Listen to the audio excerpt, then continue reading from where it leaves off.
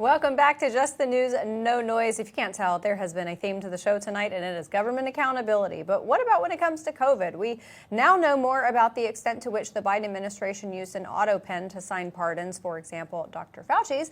And we also now know that Attorney General Pam Bondi has taken at least one step to right the wrongs done during the pandemic, dropping charges against Dr. Kirk Moore, who says he was wrongfully prosecuted for upholding medical ethics around the vaccine mandates. So joining us now to talk about all of that, he is world-renowned doctor and chief scientific officer at the wellness company. He's also the author of his new book, Vaccines, Mythology, Ideology, and Reality, Dr. Peter McCullough. Dr. McCullough, thanks so much for being here. Thank you. Let's dive straight into that book, because there's a lot of information swirling about around vaccines, especially for my generation. The COVID vaccine was what broke the dam when it came to just being skeptical about vaccines. Tell us about your book.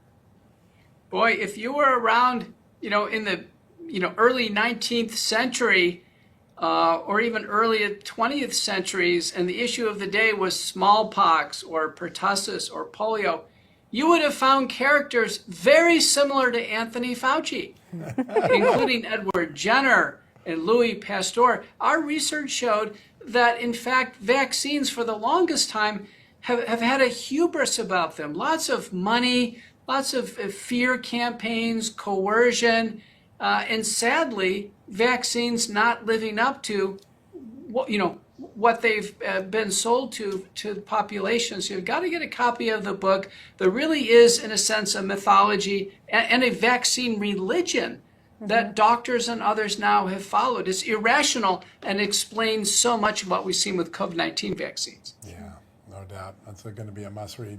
So I want to stay on the subject for a second, because last week the federal government approved for some children, people who have vulnerabilities, to continue getting the COVID vaccine. Young people, particularly at risk of the heart inflammation that they've now acknowledged existed during the entire COVID vaccination program. Your thoughts on that recommendation? Did it concern you?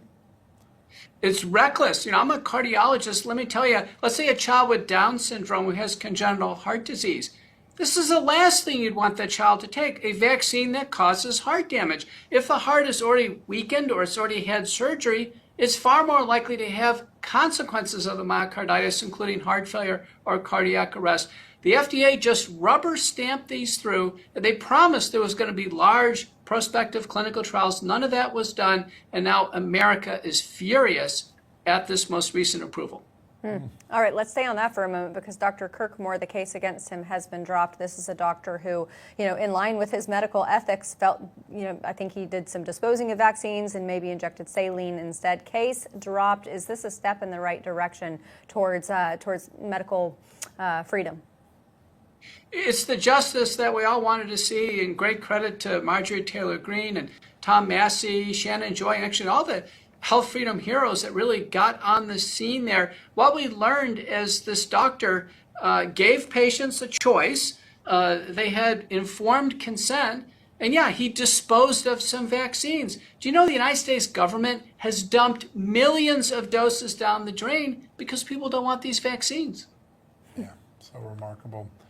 As you look out now and you see with the story in the New York Times this weekend about Joe Biden using the Autopen for Dr. Fauci's investigation or for his pardon, and now you got Senator Rand Paul wants to resubmit now based on that evidence, the criminal referral on Dr. Fauci.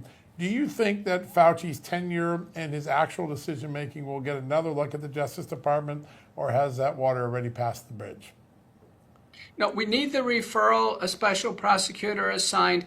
And it looks like now that Fauci probably approached Biden in this neurologically compromised state and asked for this 10-year pardon because Fauci knew he committed crimes of fraud. That is, he deceived the country on multiple levels. And his work, suppression of treatment and pushing the vaccines, resulted in mass negligent homicide. Jarring. Before we let you go, I am still hearing about measles cases. Are we getting to a concerning number yet? Should we be frightened? Worldwide, some years there's 600,000 measles cases. Last year in Europe, there was over 200,000 cases.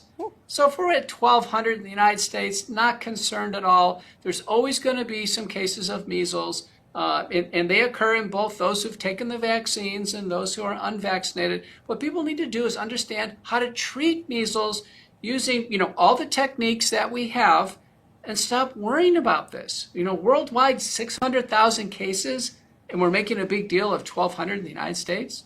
Yeah, good point. Dr. Peter McCullough, always bringing the reality, like it says in your book title, world-renowned doctor and chief scientific officer over at the Wellness Company. Thanks so much for joining us tonight.